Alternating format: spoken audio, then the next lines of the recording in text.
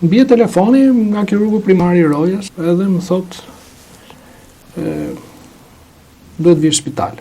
Nga ka ardhur një djalë tha që ka një dëmtim qafta, e kemi qepur plagën po ka hemoragji.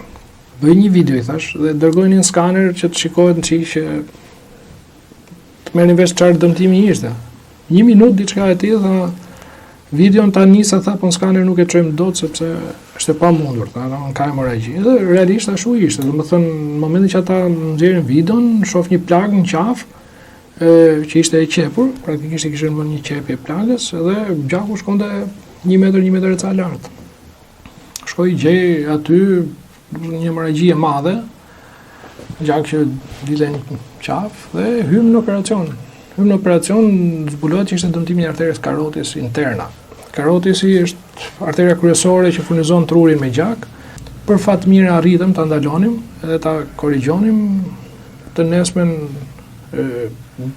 ideali doli nga situata edhe sigurisht që kur erdhën familjarët nuk jetonin këtu.